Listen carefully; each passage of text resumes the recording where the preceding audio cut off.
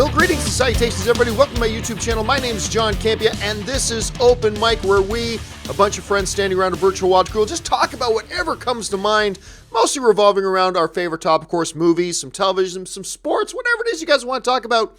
That's what we're here to talk about today on Open Mic. I am a little bit tired right now here on this Sunday, and you're going to find open mics. Of course, you guys know I'm starting that new gig. I am now CEO and president of Power Media, and we're going to be moving the John Campea Show over to my new studios. For those of you who follow me on social media, you've seen some of the pictures of things coming along and things like that.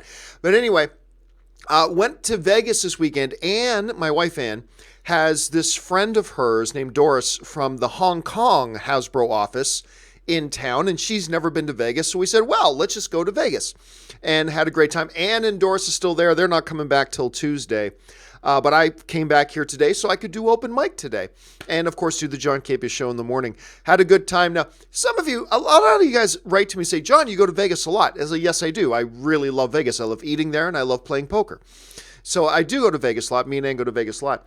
And people often ask me, how do you afford to go to Vegas so much? Well, here's the thing. I can't afford to go to Vegas that much. People think like I'm rolling in the money because I go to Vegas. No. The reality is, for some reason, Caesars Entertainment, which they own half the hotels in Las Vegas, including a lot of my favorites, Rio, Planet Hollywood, Caesars, Bally's, they own like a ton of the hotels there. But for whatever reason, Caesars Entertainment lists me as a VIP. For whatever reason. Anyway, I guess somebody there likes movies, so there you go. So when I go to Vegas, they put me up, and they take care of me when I'm in Vegas, so I don't actually have to pay for hotel rooms when I go there, which is just awesome, which is great. And, I would probably be staying there anyway. So I love my friends at Caesar Entertainment. If you go to Vegas, guys, stay at a Caesars hotel. But anyway, so I flew back this morning. I'm still a little bit tired, what have you. But yeah, things are rolling, getting ready to start the John Campea Show in the new studio. Now, they will not start in the new studio tomorrow. I'm just letting you know that right now.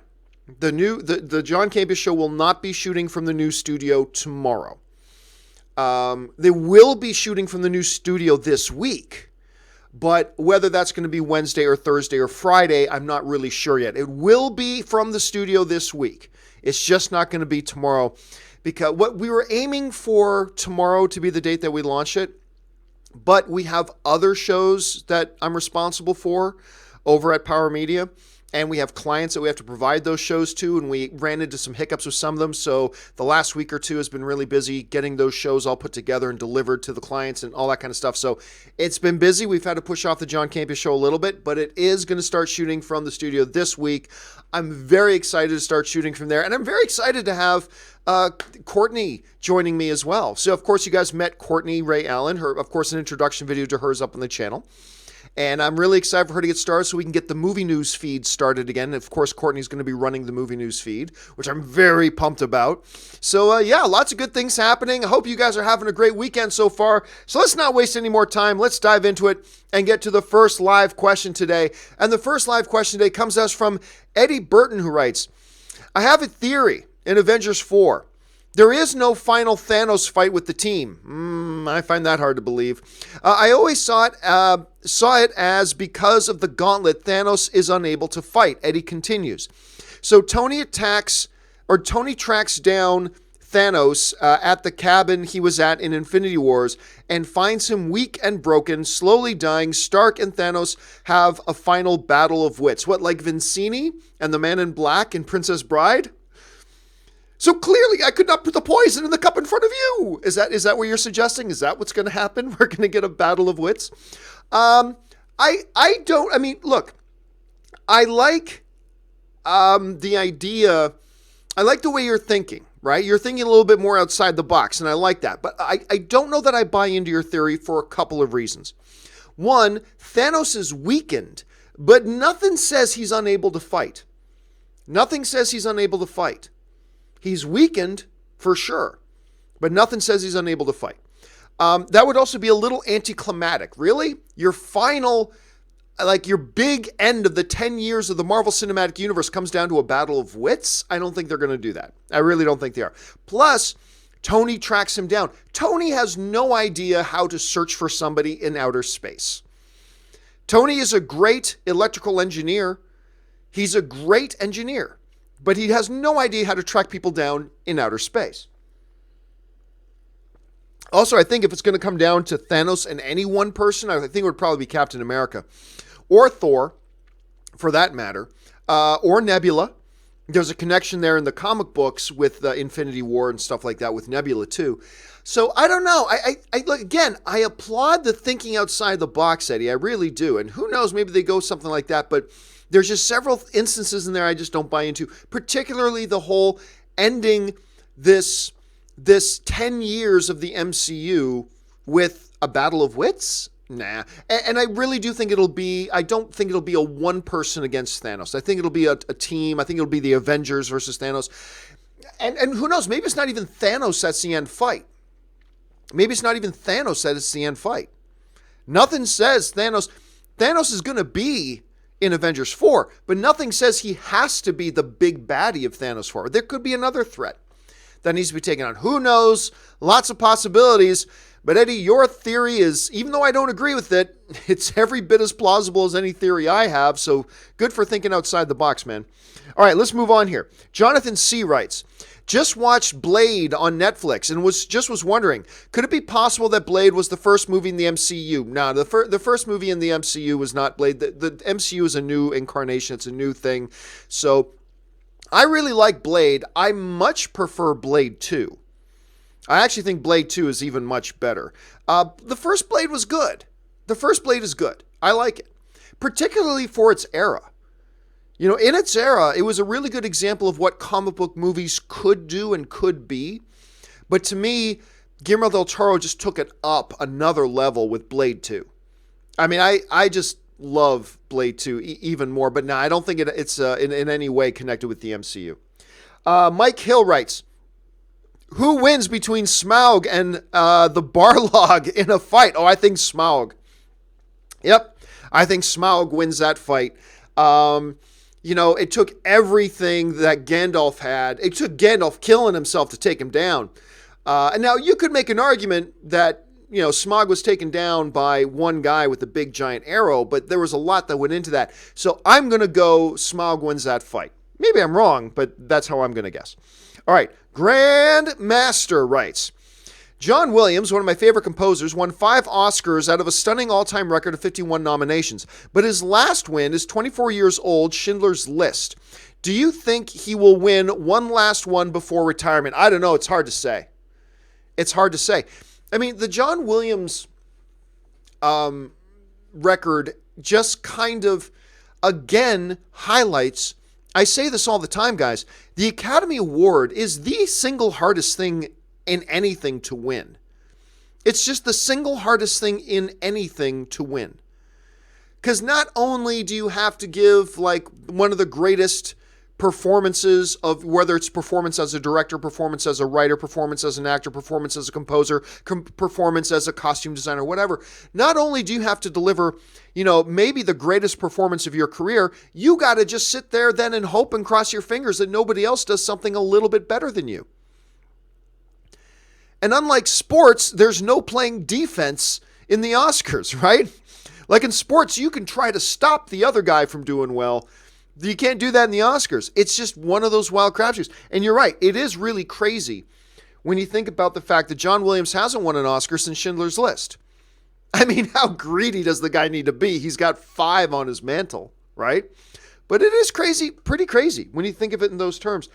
Can he win one more? I don't know. It's going to be a tall order because he is rapidly approaching his retirement. He's going to be retiring soon. He hasn't kept that a secret. He's going to be calling it quits pretty soon. And good heavens, well-deserved, Mr. Williams. Well-deserved. Go sip Mai Tais on a beach in Thailand and get massages all day, dude. You have earned it, my friend. Go do that. You've blessed us enough with just easily, I say this without hesitation, the best there is, the best there was, and yes, the best there ever will be. We will never have another John Williams. So, yeah, it is. It's mind-boggling on a couple levels. It's mind-boggling to think of how many Oscars he's won. It's mind-boggling to think of how many Oscars he's been nominated for. And it's mind-boggling that this dude hasn't won an Academy Award since Schindler's List. But another one, romantically, I'd like to say yes. And he's clearly still got it. I mean, he's been nominated for Oscars again for the last couple of years. He's clearly still got it. He's still the best in the business. But he's that window of time, that window of opportunity that he has to capitalize on that is closing because he's going to be retiring soon. So I'm going to, as much as it pains me to say this, I'm going to guess no. But wouldn't it be awesome if he went out with one more on his mantle? That would be great. All right.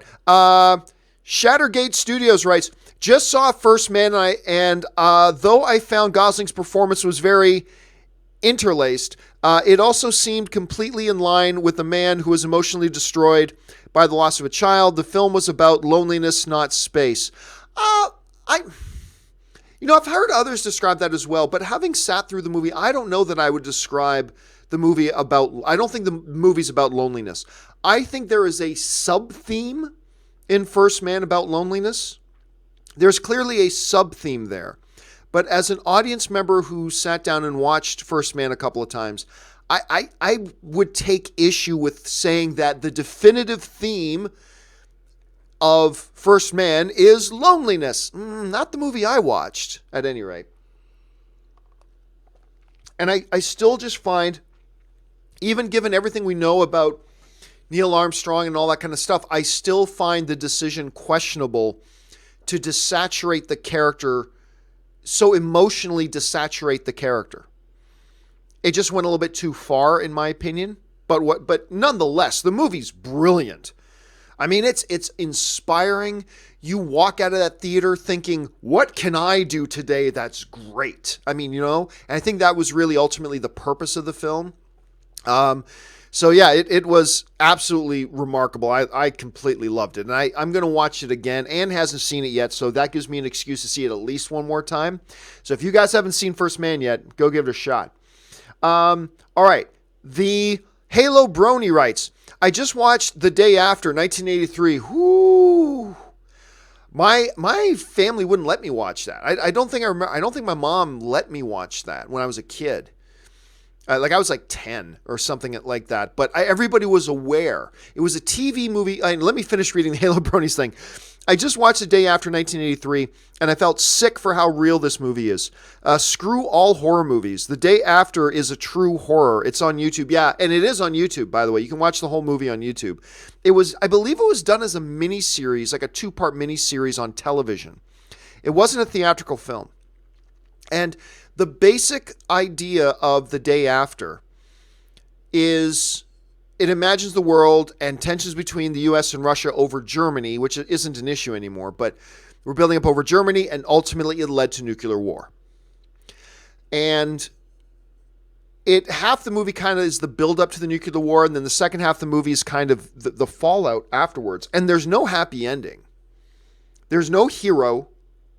It's just the horror of what nuclear war would be, and the horror for those people who survive it. It just sucks. Everything sucks. Life sucks. And you're just wishing you were one of the people who died instantly it's horrific. It's horrifying. Jonathan Lithgow's in it, Steve Guttenberg's in it. But it's not a fun view, but oh my God. And I think that thing changed the world. Because I think for a lot of people in the 80s and stuff like that, when Cold War stuff was going on, I think to a lot of people, the notion of a nuclear war was purely theoretical. I mean, no one would ever do it. Come on, purely theoretical.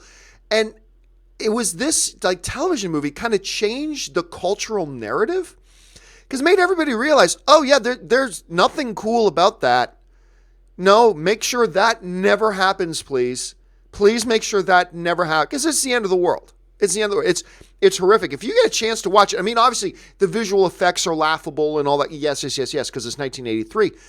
But if you get a chance to check it out, guys, I highly encourage you to do it, and then the sucky thing is you'll be like the Halo Brony. You'll feel sick for a week, but it's powerful, man. It's really, really powerful. Ben Hayusa writes, so I saw A Star Is Born, and all I can say is, wow. Wasn't interested in seeing it, but my best friend recommended it to me to see it, and I'm glad I watched. It's a wonderful film. It's just fantastic. Again, to me, not the best picture of the year, but definitely a contender. I'd say it's a lock to be nominated for Best Picture. I think A Star Is Born is a lock to be nominated. It might even have a good chance at winning Best Picture this year. There's still a number of films that need to come out. It's not my favorite of the year. To me, A Quiet Place is still the class of 2018.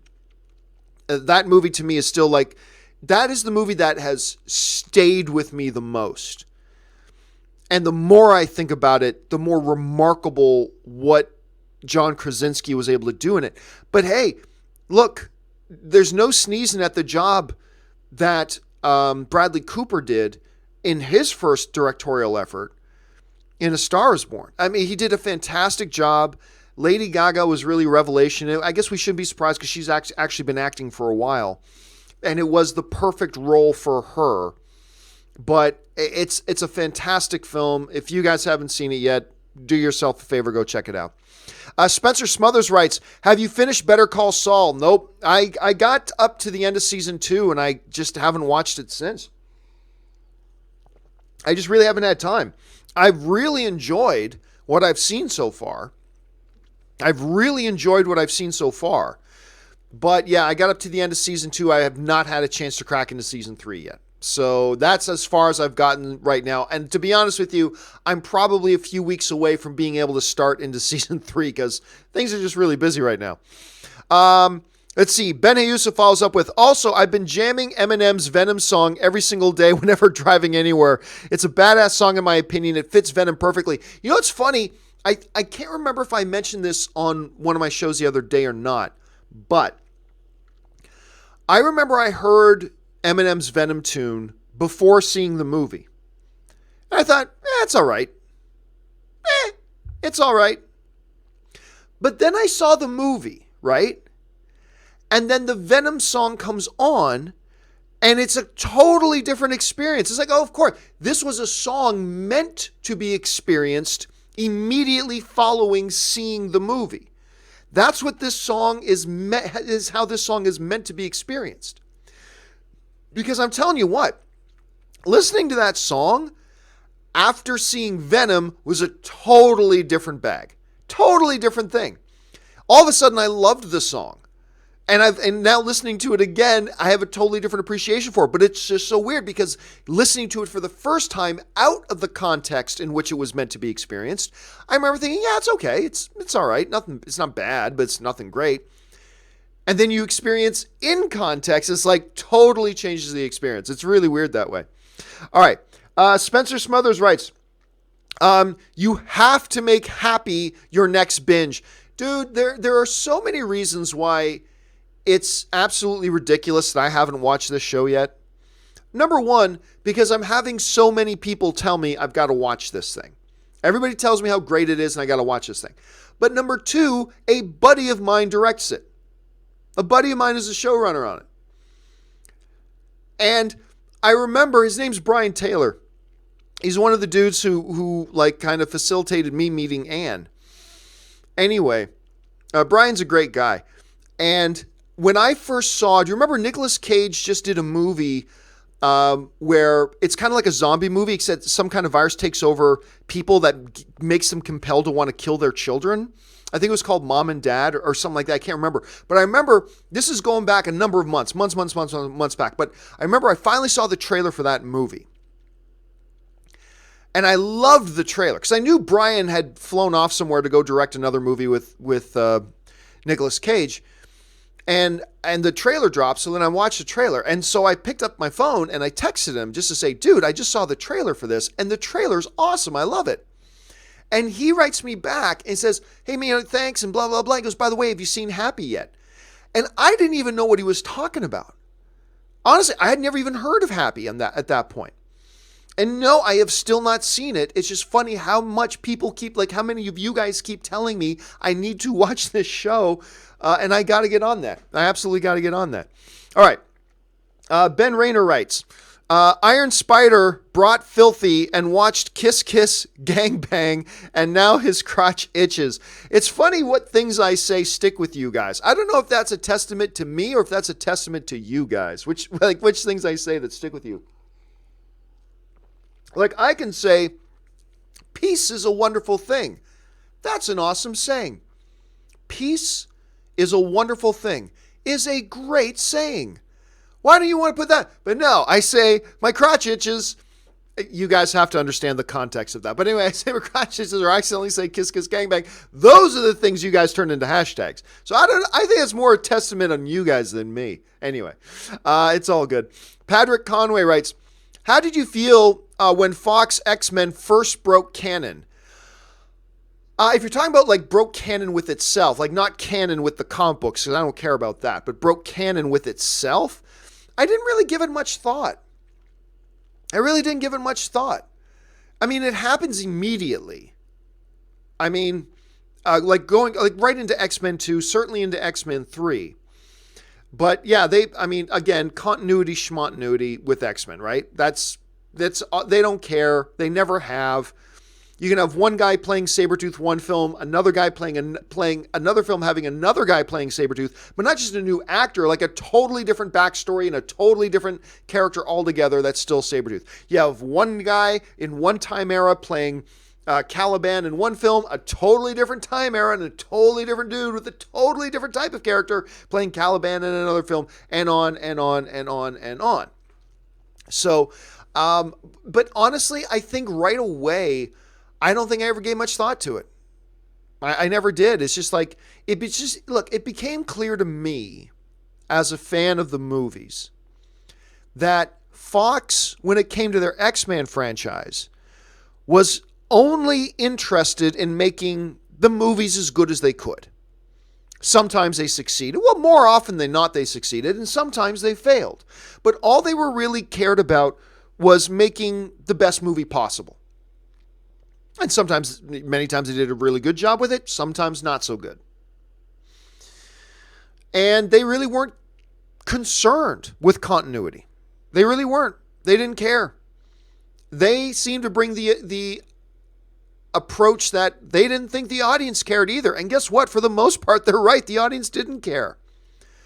Nobody cared that Liev Schreiber, instead of, what was the guy's, something Taylor, the guy who played Sabretooth in the first X movie, nobody cared that it was a new Sabretooth. We were all just happy to see a great actor like Liev Schreiber playing Sabretooth. Yay! Nobody cared that we had a different Caliban. Nobody cared that we got a different Angel. Nobody cared. Like, it didn't matter. All we wanted was the best individual movies possible. So the X-Men films are a very loosely tied together series of movies in many ways. So, it never really bothered me. Pelican Mike writes, will the events of Captain Marvel or Carol herself be the inspiration for Nick Fury to develop the Avengers initiative? I don't know. I don't know if either. I mean, remember, the events of Captain Marvel take place like 10 years or more before the events of the first Iron Man, in which Nick Fury then appears out of the shadows and says, I'm putting a team together. I don't know. I mean, they could say that was the inspiration. They could. It is a little bit of a stretch, though, because, like I said, it's more than 10 years. I mean, could be as few as like 12 or 13, could be as many as 20 years between the events of that and the events of Iron Man. So, what was he doing for 10 years or 15 years? He certainly wasn't putting any teams together. So, I don't know. It's possible. It's certainly possible. I just don't know yet. We'll have to wait and see. We'll have to kind of wait and see what they got in store for us with Captain Marvel. Patrick Conway writes, thought on Fisk and Vanessa relationship in Daredevil. Love it. You hurt Vanessa. First of all, I just love the character. And Vincent D'Onofrio as that character. I mean, seriously, the dude was born to play that role, man. He was born to play that role. He's so good in it. And the whole thing of Vanessa really gives, like, the whole purpose for the character of Vanessa is to give us insight into a different level of the Fisk character. There is a loyalty in the Fisk character. There is a commitment in the Fisk character that I think having the Vanessa character allows us to see manifested. You know what I mean? So there is narrative purpose there, and the dynamic between the two of them is great. And I love the Vanessa character too. You hurt Vanessa. Anyway. So yeah, I absolutely adore it. Just absolutely love it. All right. Static Space Sean writes, was watching Jungle Book and my God, Idris Elba's voice is so captivating. He's my favorite actor. Would have liked to have seen him as Scar in Lion King. Not me. No. I think we as film fans, I do it too, and we all do it. Hey, this guy did great in this one very specific thing. If there's any other very specific thing just like that, that guy should do that too. I'm like, no, like just because look, Idris Elba will do anything well. He'll play a hero beautifully. He'll play a villain beautifully. He'll voice something beautifully. Whatever he does, he'll do great. Just because he did a lion character, an animated voice of a lion character in one movie, doesn't mean we should now automatically pluck him and go make him the animated voice for every animated lion now ever. You know what I mean? But it is kind of, it's what we as film fans do. Our minds instantly go there. I remember back before, when they had just announced Man of Steel and we didn't know yet who was going to be playing Lex Luthor. There were so many people who were saying Billy Zane. Billy Zane should play Lex Luthor. Do you remember this? It's no joke. A lot of people were saying Billy Zane. And why were a lot of people saying Billy Zane? Because Billy Zane played some role bald. There was something Billy Zane was in that he was bald in. And everybody's like, oh, that's our Lex Luthor. Look at him bald. Lex Luthor's bald? I mean, so many people did that. So many people did that. It was crazy. But we do that. Like, somebody does something once that's pretty good, and we now think anything that's like that, that's the person who should do that. And it is what we as film fans do. But I think we as film fans, like I said, I've done it myself. I'm sure you've done it. Everybody else has done it too. I think what we as film fans need to do is recognize that we're doing that and go, wait a minute, that makes no sense. That just becomes gimmicky. Oh, Idris Elba, here's the guy who does voices of lions. You got a movie coming out with a lion in it and you need a voice for him? Go get Idris Elba. It's very gimmicky. It is the first thought that comes to our heads in our defense as film fans. It is the first thought that comes to our heads. But what we as film fans need to do is just look in the mirror, take a deep breath and realize, oh yeah, that would be ridiculous. But yes, his voice as Shere Khan in Jungle Book was awesome. It was absolutely awesome. Let's see. Stubble McShave writes, if Disney were going to put out a Star Wars film in 2020, shouldn't we have had an announcement on that by now? Will they wait to December 2021 or even later? Well, not necessarily, not at all. Why would they announce it by now? 2020 is a year and a half away. The beginning of 2020 is about a year and a half away. If something was coming out near the end of 2020, we're 2 years away from that. Why do they need to announce that now? I'm not suggesting that they are definitely bringing a movie out in 2020. Not at all. If anything, comments from Bob Iger recently suggested that, he's the one to blame for them pushing this one movie every single year thing. And he's kind of thinking maybe that was a mistake. Maybe we should slow down. So maybe there's not going to be a movie in 2020. All I'm saying is I don't see there being any rationale to think that if there was going to be a movie in 2020, we would have heard about it by now. I don't agree with that. Again, not saying that there is a movie coming out in 2020, but I don't think that the fact that we haven't heard about a film in 2020 right now, I think there are probably several films coming out in late 2020 that we have not even heard about yet. And Star Wars would be one of them. So we'll have to wait and see. Again, I don't think it's necessary that we are going to get one, but I don't think the fact that we haven't heard anything suggests that we're not getting one. You know what I mean? So that's just kind of my thoughts on that right now. Let's see. You know what? Hold a second, guys. I just got a message from Ray who said he's got a new graphic for me to look at. So I'm going to, this is totally unprofessional. I'm going to put you guys on hold for a second while I open this email and take a look at, woo! Oh, I like that. Should I show this to you guys? I don't know if I should show this to you guys. Ray might get mad for me for showing it. Ray gets mad when I show things that he's not ready for people to see. But I think I might show it to you just for a second. Okay, I'm going to show it to you a second. I asked Ray. I totally shouldn't be doing this. Ray's going to be really mad at me. I asked Ray to put together, because look, if you look at the header of my YouTube channel, it's a year old.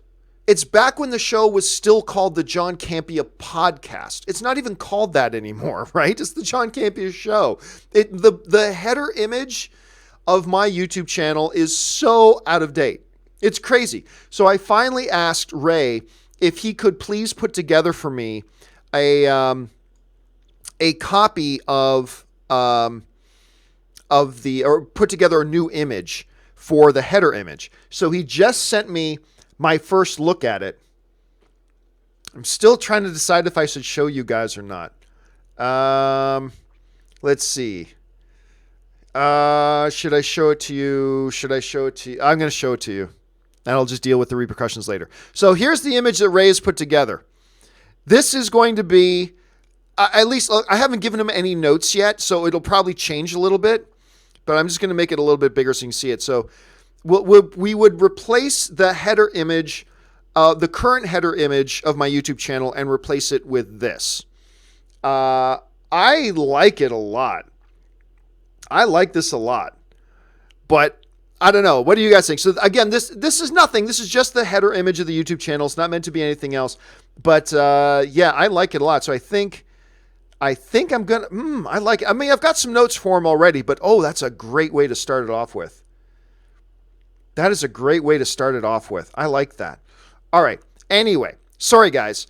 I got sidetracked there. I've been really waiting to see this concept that Ray put together. I really wanted to take a look at it. So anyway, Ray is amazing at this stuff. All right, let's move on here. Matt Thornton. I almost said Thompson. Matt Thornton writes in, and Matt Thornton writes, with Fox developing a Family Guy movie and another Simpsons movie, yeah, we'll have to wait and see if they actually get the final big green light, but they are developing those films, and a Bob's Burger movie, which I never watched Bob's Burger, but Ray is obsessed with that show.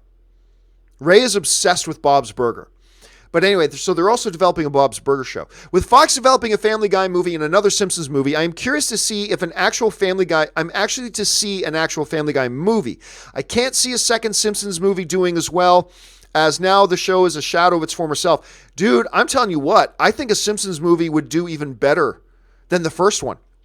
I'm not saying a Simpsons movie will be better than the first one, but I could totally see it doing better than the first one.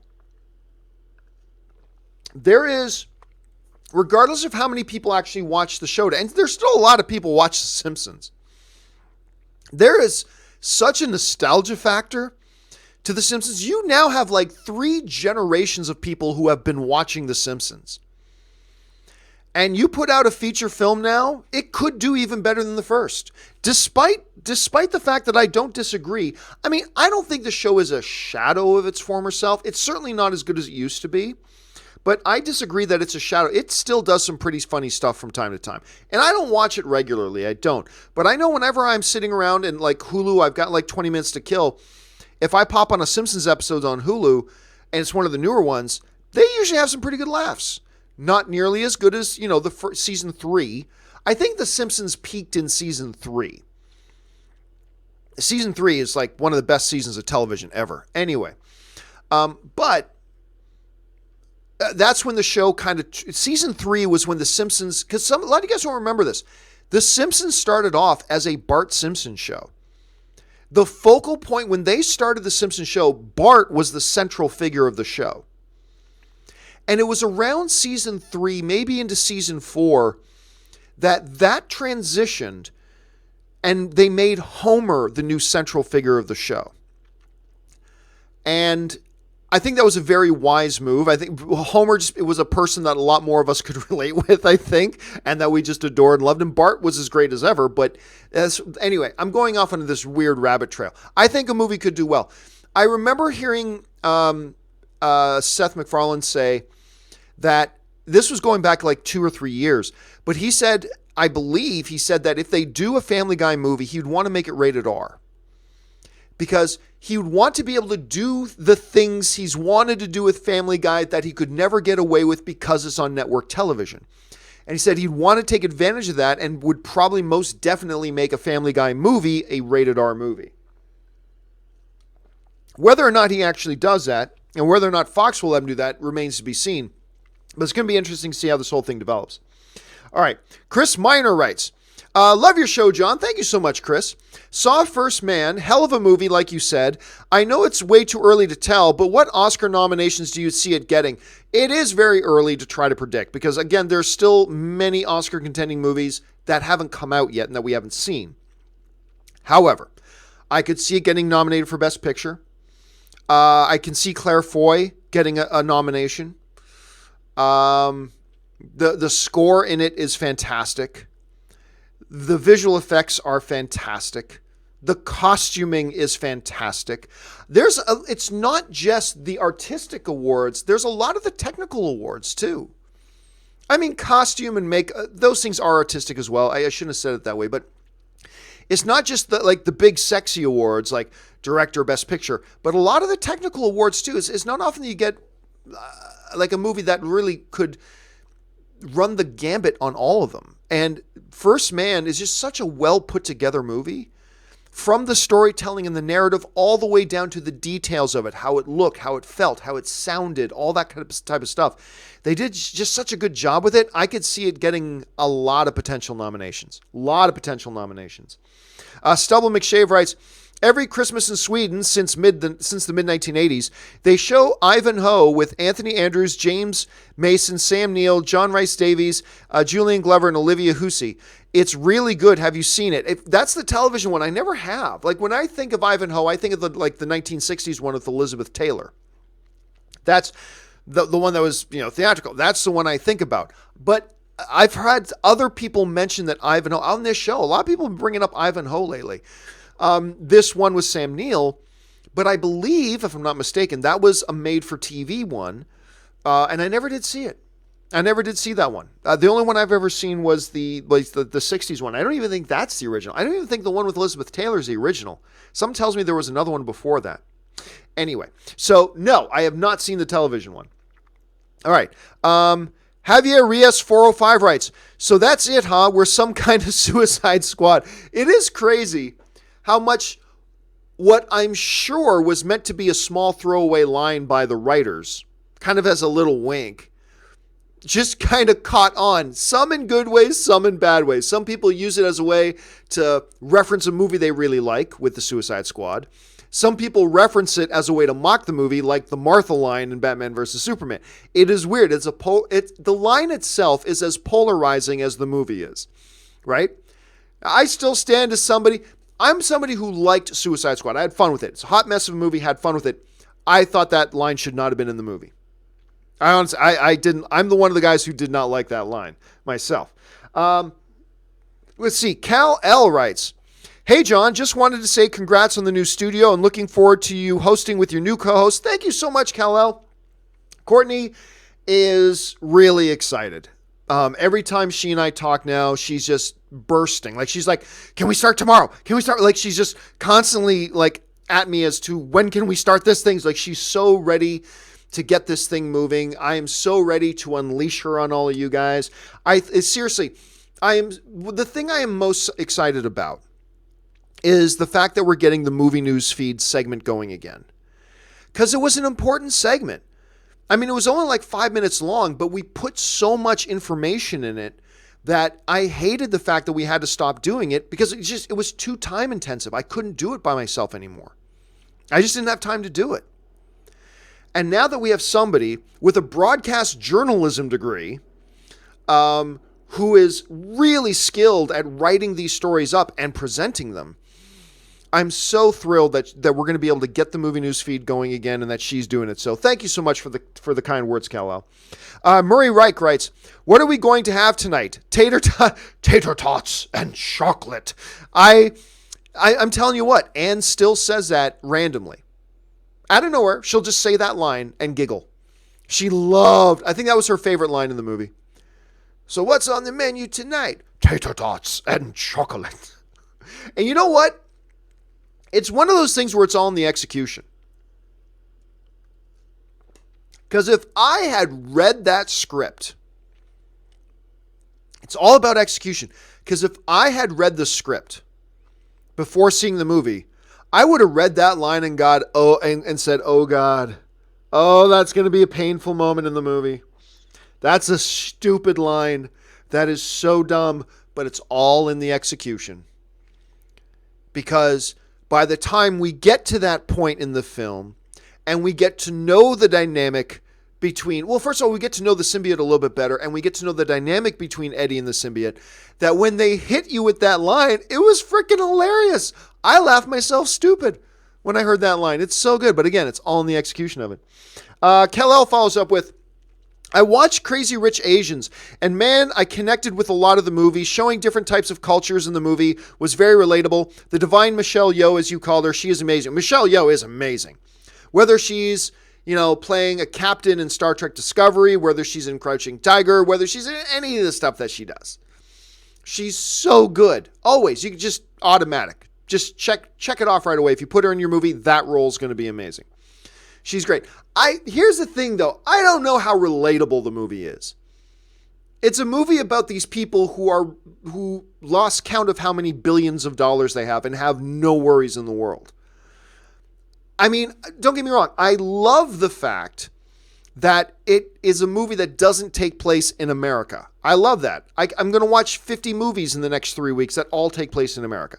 It's great to see one that takes place outside of America dealing with other cultures and everything like that. That was great. But I do not know if I would go so far as to say that the movie was relatable.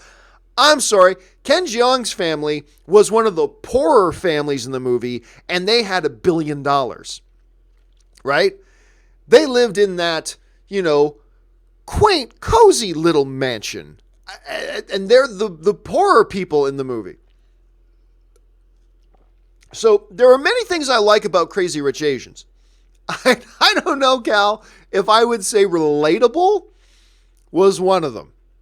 I don't know if I would say being relatable is one of them, but it's a fun, enjoyable movie, and I really did have a good time with it, and I'm glad you enjoyed it too. Murray Reich writes, worst horror movie you've ever seen off the top? Oh, I don't know. I'd have to think about that, Murray. I'm not sure.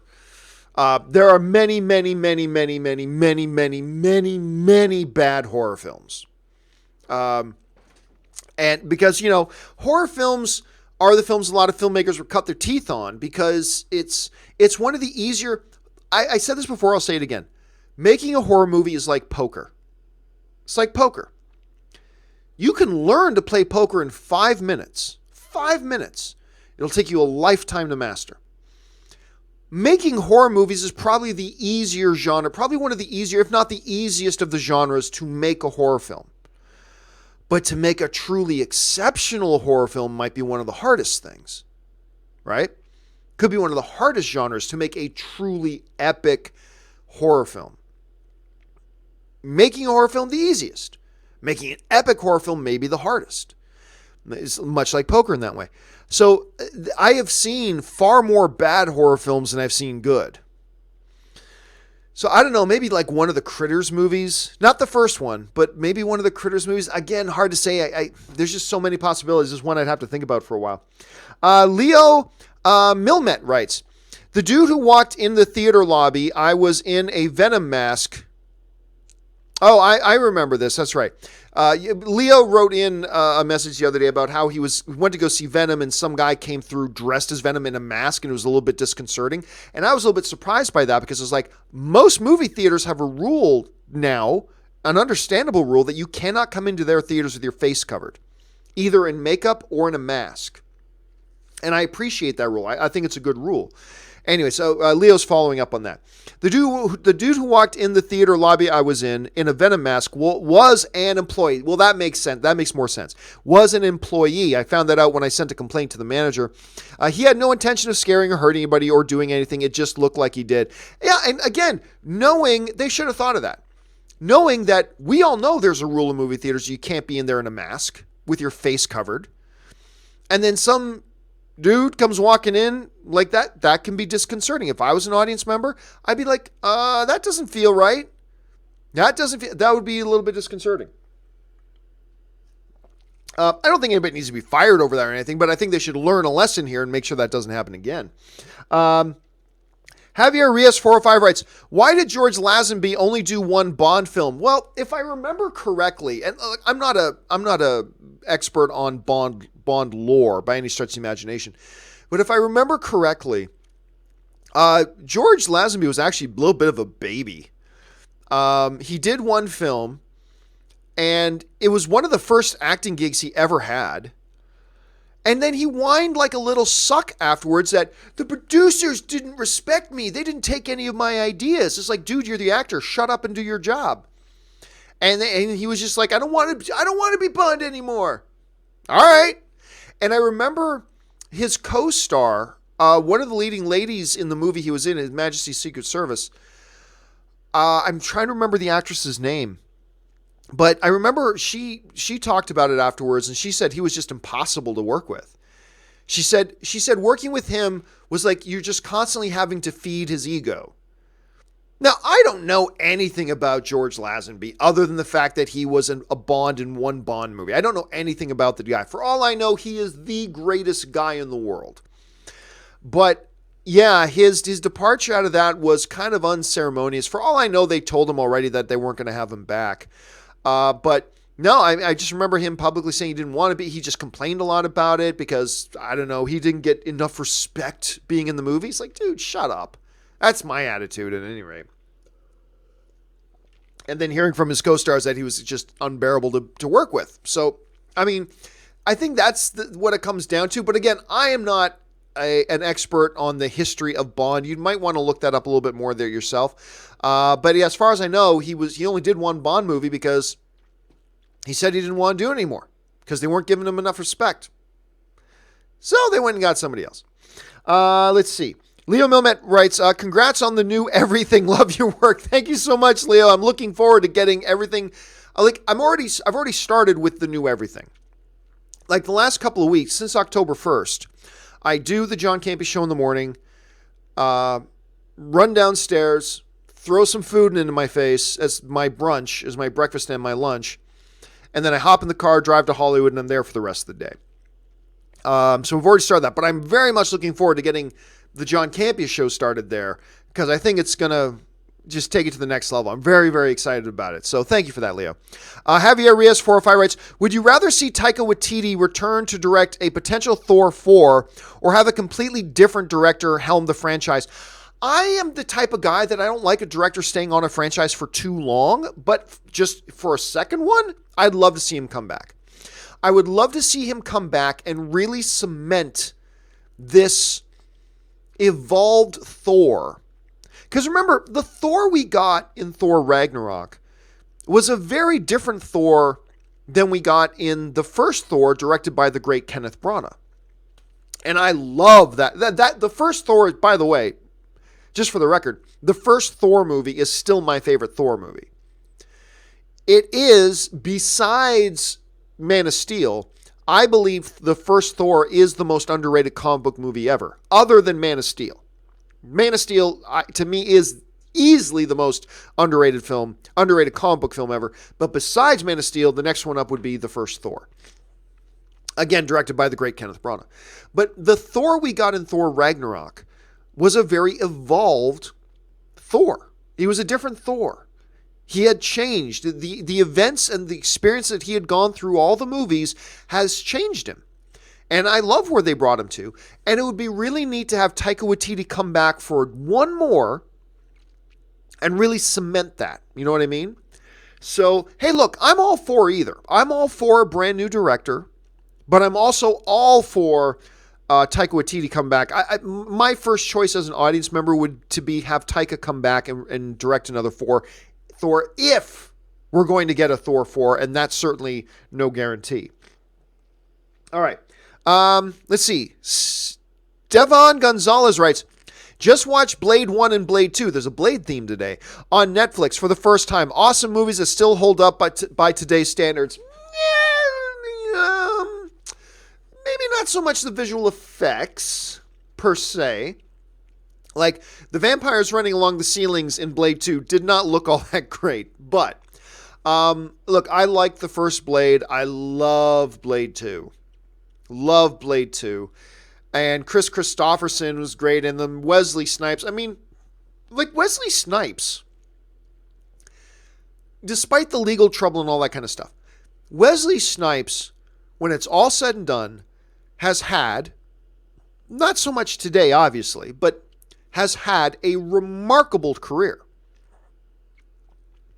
He was, for a good period of time, he was one of the biggest movie stars in the world.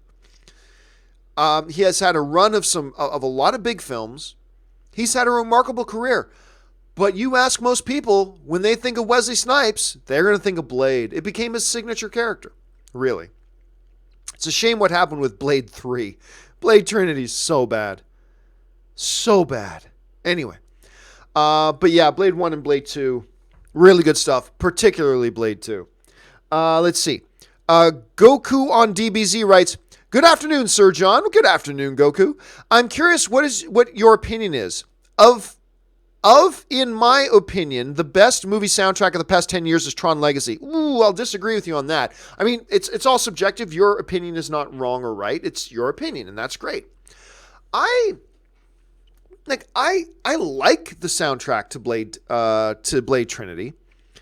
And I like the soundtrack on it. Or Blade Trinity. Tron Legacy, I mean. I'm still stuck in the last subject. It's good to me. It's good. No, I wouldn't put it up there. I mean, I couldn't sit here and list for you off the top of my head my top 10 soundtracks of the past 10 years. I couldn't do that. But I know that Tron Legacy wouldn't be on the list.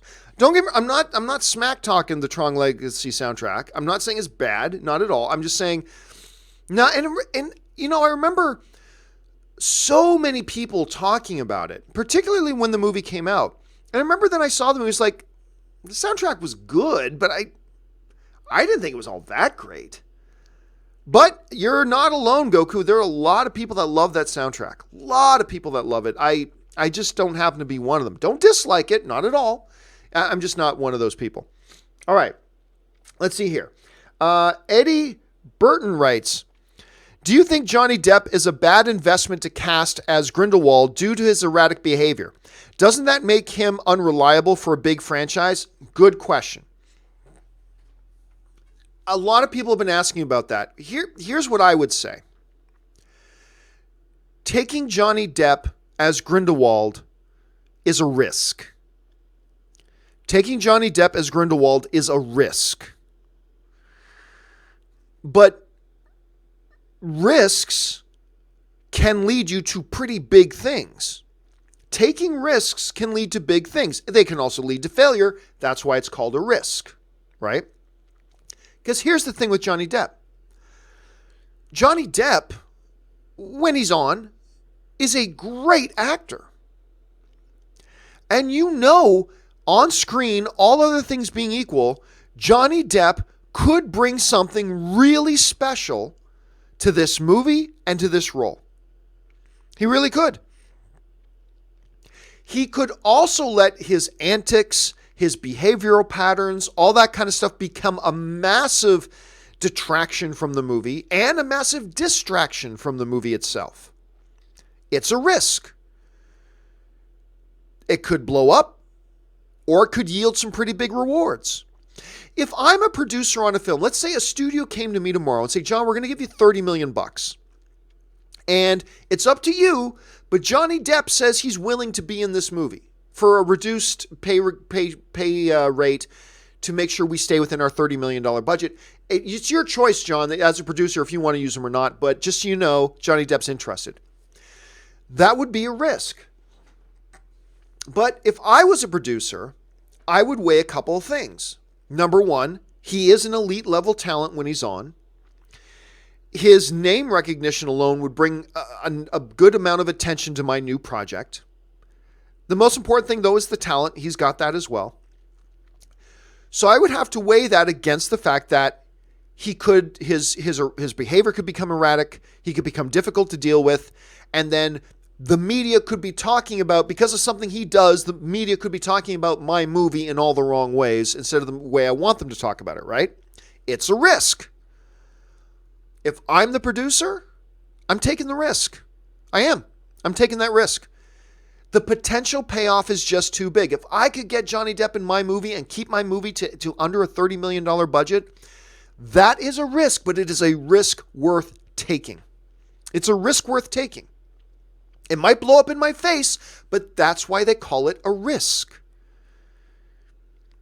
People keep saying, we want studios to take risks. Well, then you have to, and I do too, but you have to understand that if they take risks, that means sometimes it's not going to work.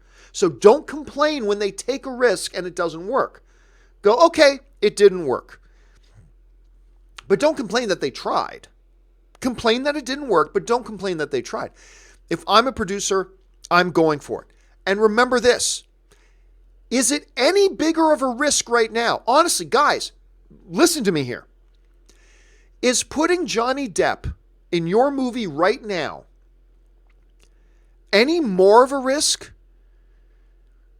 than when Marvel and Jon Favreau took this wreck of a dude named Robert Downey Jr., who had ruined his career and ruined a number of productions he was involved with because of his personal antics and his personal problems?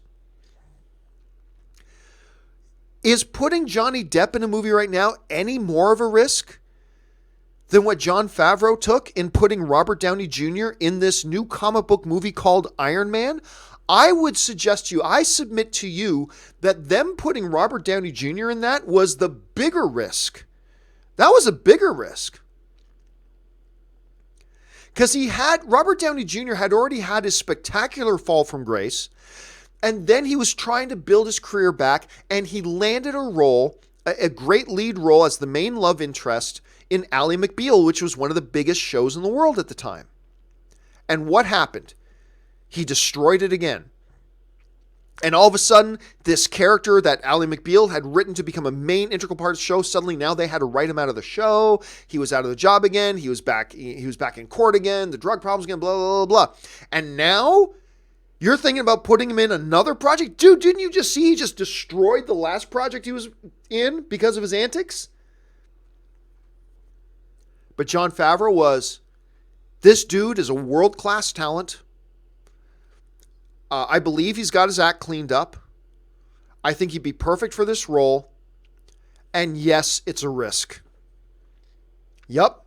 We might go to his trailer and open the door and have white powder flying all over the place. Find him passed out or high as a kite or whatever. It could happen. It's a risk. It's a risk. But I believe, said Jon Favreau, that it's a risk worth taking because I believe if it works, the payoff is going to be huge. So is getting Johnny Depp in for Grindelwald, is that Warner Brothers rolling the dice? Could it be disastrous? Is it a risk? Absolutely it is, no doubt. No doubt it is. Is it a risk worth taking?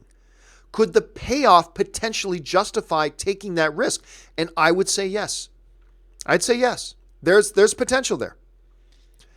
Because you're bringing a whole new element and dimension to this thing. Look, Fantastic Beasts and Where to Find Them, the first film, did well at the box office. But it was like either the lowest or the second lowest grossing of all the Harry Potter universe movies. It was not as big as they were hoping. It was big, absolutely successful, absolutely a big moneymaker. But it wasn't as big as they were hoping. Throw in a Johnny Depp. If Johnny Depp can crush Grindelwald the way he crushed Captain Jack Sparrow, now you're adding a whole new element to this film, and it could work out great. But, much like the Robert Downey Jr. scenario, it could lead to disaster. Not that the Robert Downey Jr. scenario led to disaster. I mean, the potential was there that it could have led to disaster. It's a risk. So you as a producer or a storyteller or a filmmaker or a showrunner, you've got to now sit down and weigh out the risk. Are the potential benefits enough to justify taking what could happen if this goes wrong? And you take a risk and you roll the dice. Or you could play it safe. Just go get a good safe pick. And there's nothing wrong with going and taking a good safe pick either. Sometimes that's the right thing to do. But if you want to go to the next level, sometimes you got to roll the dice. And again, is it a risk? Yes, but I would submit to you it is a smaller risk than what Marvel and Jon Favreau took when they cast this guy named Robert Downey Jr., who was a train wreck at the time. And look how that turned out. Maybe it works out, maybe it doesn't. But I think if I was in their shoes and a producer as well, I think I'd probably take the risk as well with Johnny Depp. I probably do. Maybe it'll work, maybe it won't. We'll have to find out. All right. Next one comes to us from Just Plain Steve, who writes, how do you think it would have went over if Marvel Studios would have went with Thor's Old English comic book way of speaking? I think what Kenneth Branagh, here's the interesting thing. Kenneth Branagh, who's done a lot of Shakespeare, both directed and acted on stage and on screen, I think you notice that they incorporated a little bit of that into the character. How would it have gone over if they went full blown that way? I don't know. It's hard to say because they didn't. And like anything else, it would all depend on how well they did it. I mean, if they went all Old English, old like Shakespearean kind of language, but they did it great, then I think it would have went over just, it all comes down to how well did they do it. Not what do they do, but how well do they do it. And it comes down to that. I think if they did it fantastic, I think the audience would have been fine with the Old English. But I like the way that Kenneth Branagh chose to address it. They did a little bit of an amalgamation, a little bit of blending there. And I think for that first Thor movie, it worked out really well. But you knew he would because he's Kenneth Branagh. Let's see. Ben Rayner writes, did First Man make you want to watch Apollo 13 after? Not really, but it is funny that just like I think 3 or 4 days after watching First Man, I was flipping through YouTube TV and sure enough, Apollo 13 was on. And I love Apollo 13. Maybe I wouldn't have normally stopped and watched it for 20 minutes if I hadn't have just watched First Man. So I don't think it made me want to run out and watch First Man, but it made it, or run out and watch Apollo 13. But it made it so that when I happened to stumble across Apollo 13, I stayed on it for about 20 minutes before I had to leave. So there's that. Steven Gonzalez writes, which anime adapted movie was worse, Speed Racer or Ghost in the Shell? I'll watch the lesser depending on your answer. I thought, look, honestly, I didn't think Ghost in the Shell was all that bad. I really didn't. I didn't think it was all that bad. Speed Racer I thought was terrible, but take that with the grain of salt that there are some people who think Speed Racer is really underrated. I myself thought it was terrible. I thought it was just awful, but it does have its fans out there. So I will say the worst one is Speed Racer because I don't think Ghost in the Shell was great, but I honestly didn't think it was all that bad either. So I'm going to say Speed Racer. Joshua Stevens writes, they finally opened an AMC theater in my city. That's awesome. I'm thinking about joining the Stubs A-List, $20 a month. Dude, you got to do it. If you are a moviegoer and you have an AMC relatively close to you, which is not everybody, I highly recommend. Look, Ann and I, we went to go watch Venom, right? Is the first movie Ann's seen that month in a theater because she's been busy too. So we go to see Venom, and it was the ticket was $22. She's an A-list member. And she's like, oh my God, just for one movie, my A-list has already paid for itself. It's like, yep.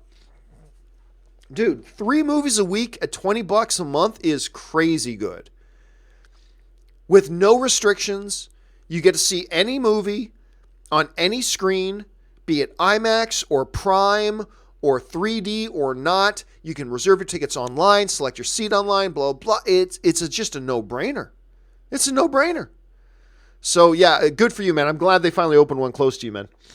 Joshua Stevens follows up with, don't know much about the movie Overlord, but it looks intense, and I will definitely be checking it out when it comes out. All I know is that it played, where did it play? Fantastic Fest? I can't remember where it played, but it played at a festival recently. And honestly, the feedback was all positive. It was all positive. Like, no one's saying best movie of the year or anything like that, but the feedback coming out of the initial screenings of it were all very, very good. So I think the trailers have looked like a lot of fun. It looks like a great Doom kind of movie. Or not Doom, Wolfenstein.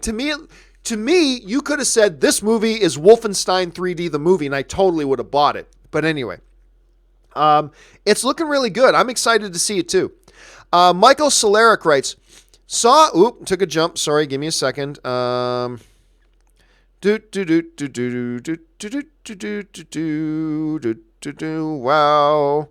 I gotta go back really far. Here we go.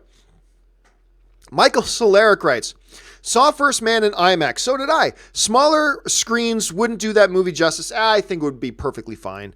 You could hear a pin drop during the moon scene. The audience was so engrossed. Oh, absolutely. Absolutely. That was the case. By the way, guys, if you look soon, I got to turn the AC on. It's starting to get, this show has been going over an hour now, and it's starting to get warm in here, so I got to turn the AC on. My apologies for the background noise. Anyway, why is it not turning? It is turning on.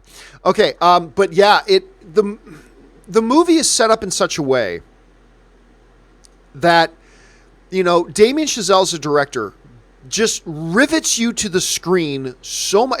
In that way, it reminds me a lot of Whiplash.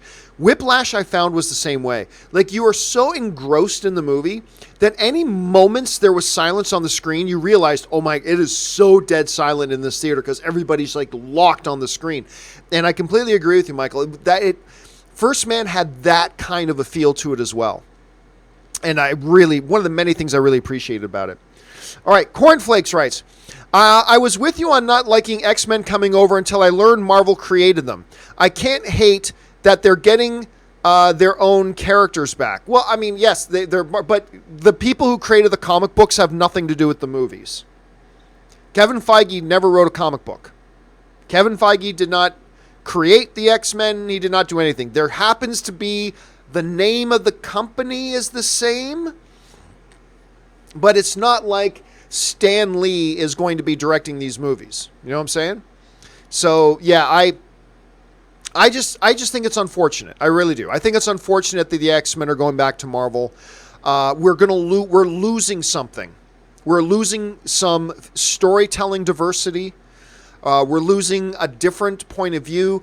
Again, look, everybody who just thinks everything should be at Marvel. Look, I'm a big fan of Marvel. Everybody knows I love Marvel, but look, here's some facts. All right, Deadpool never would have happened if it was at Marvel. Never would have existed. Logan, what I contend was one of the 3 greatest comic book movies of all time, never would have happened. Never would have happened. Deadpool 2, never would have happened. Never would have existed. The Fox comic book movies are so tonally different from the Marvel movies, and I love the Marvel movies, but it's always been great that we also had Fox out there doing these X-Men films, and a couple of them have sucked, but X-Men 1, X-Men 2, X-Men First Class, X-Men Days of Future Past, which is also a top 10 greatest comic book movie of all time, Logan, Deadpool, Deadpool 2. These movies are remarkable. And they're so tonally different than what Marvel gives us. And it's just given us a wider scope of comic book movies than just a very homogenized, where if one company's just making them all, it's going to start to feel very homogenized.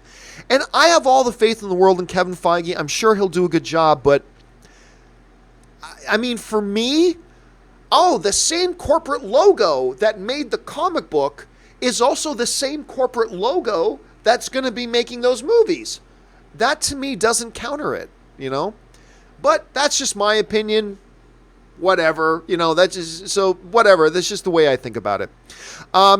David 9 on Live writes, still watching Riverdale. Thoughts on the show? Oh no, I ditched that show at the end of the first season.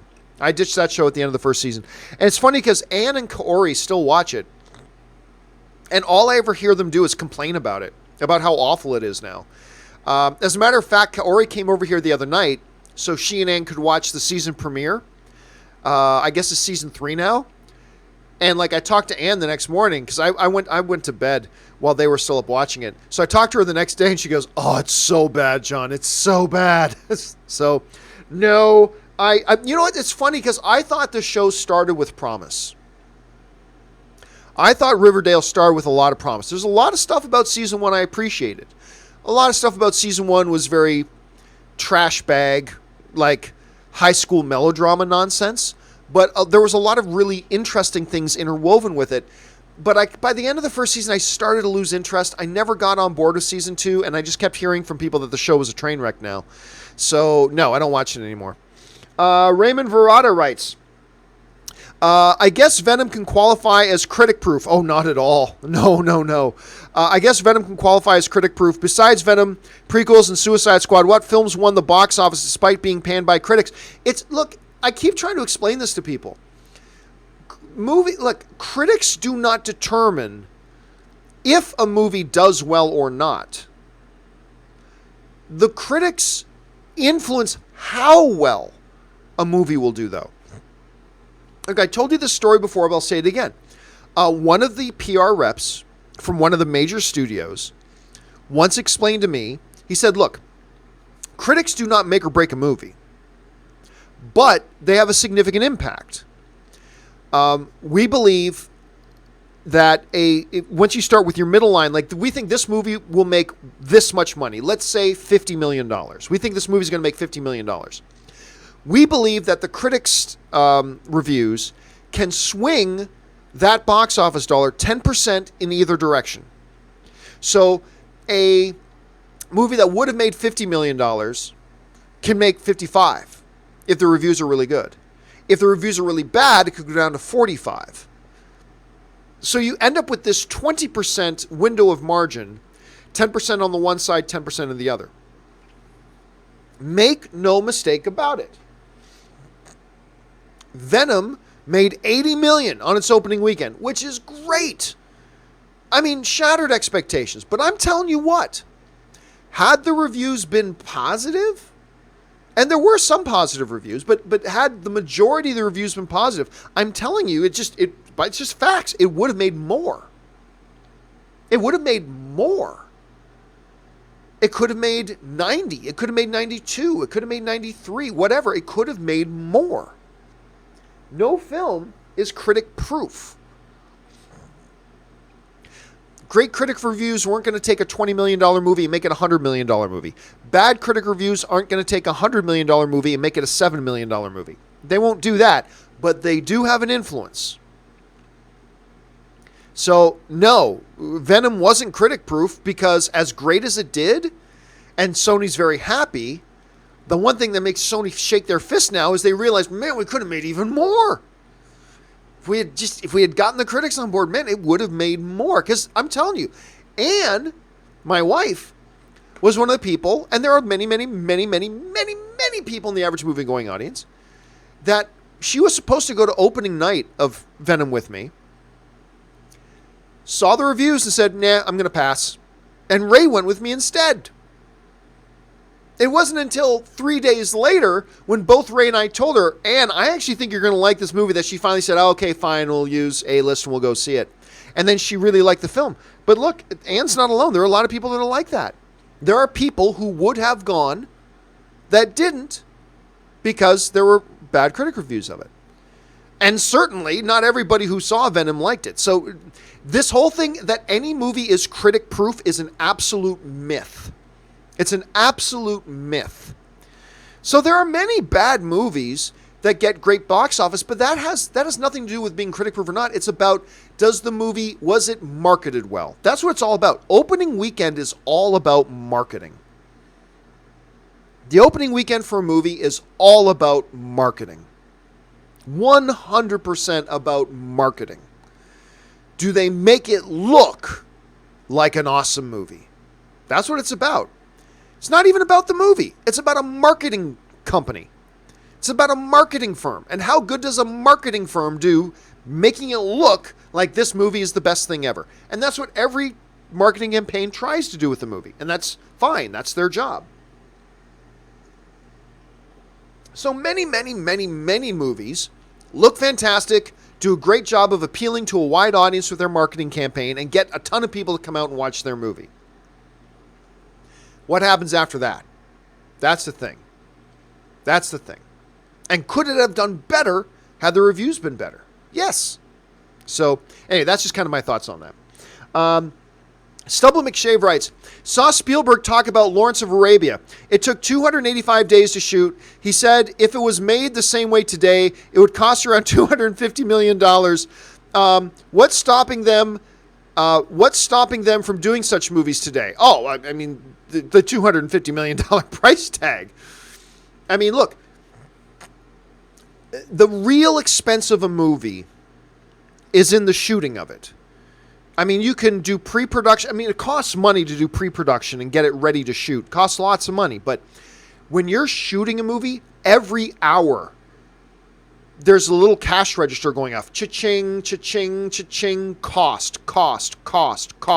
When you have 150 people that you're paying standing around trying to make, I mean, you are cha-ching, cha-ching, cha-ching, cha-ching. That's why the vast majority of films today shoot between 8 and 12 weeks. The vast majority of movies today are shot between 8 to 12 weeks. It is very rare that you'll get, what was the Linklater film that was shot over 8 years? I mean, it's very rare. I mean, they didn't shoot for 8 years, but, you know, they shot it over the course of 8 years.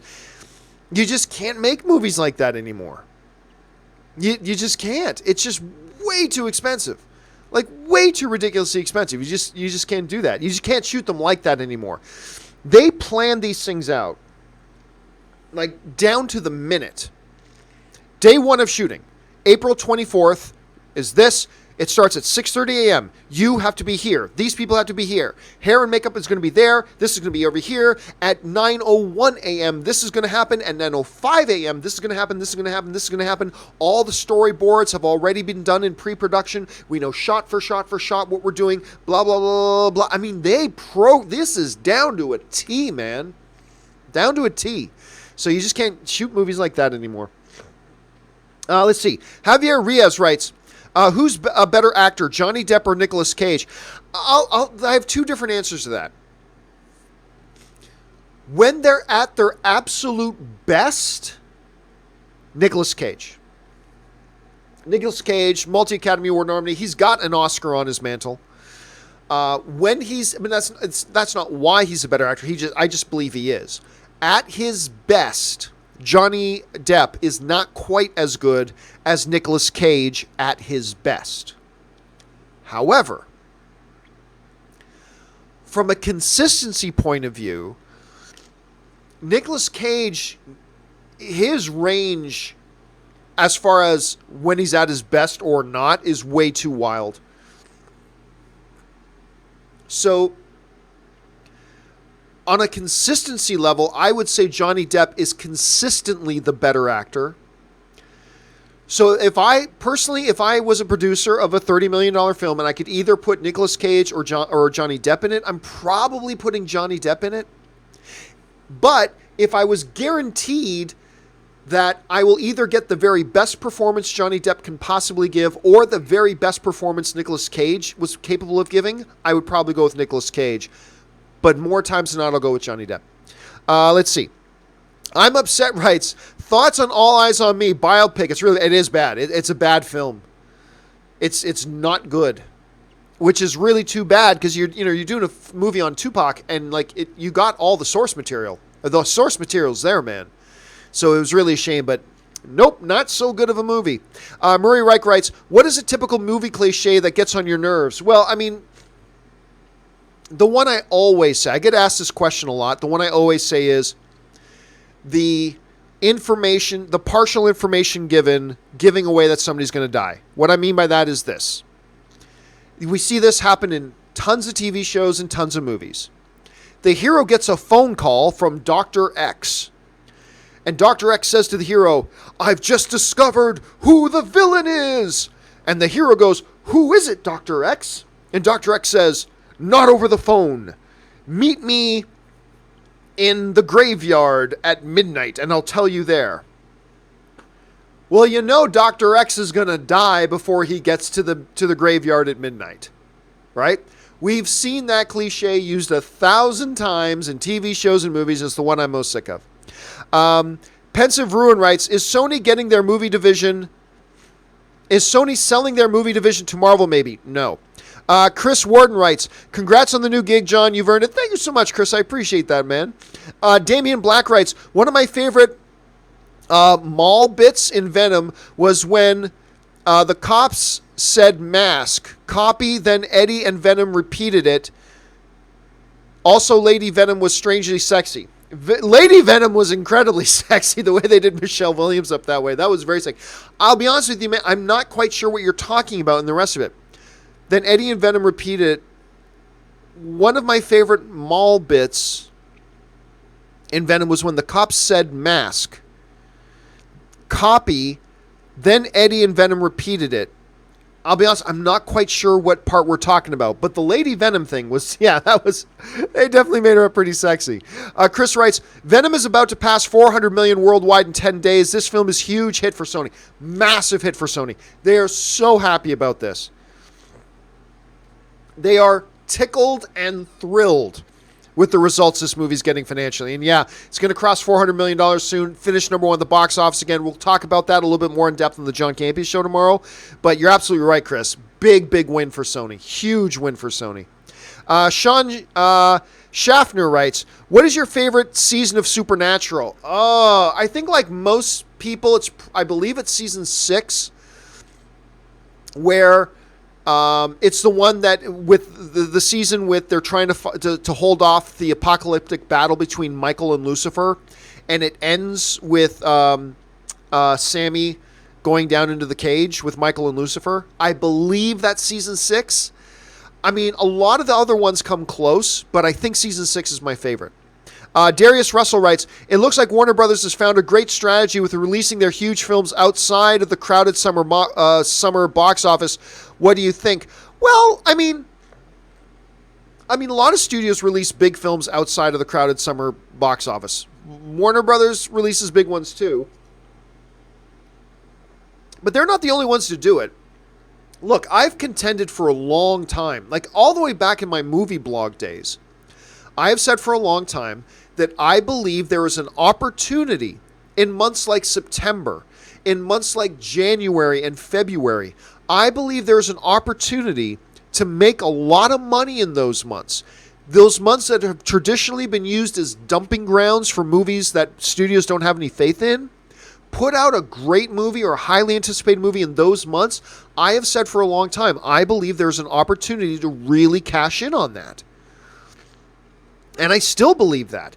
And I think studios more and more are realizing with how congested the summer months are and how congested we're seeing the Christmas season is, there is opportunity to spread it out a little bit more.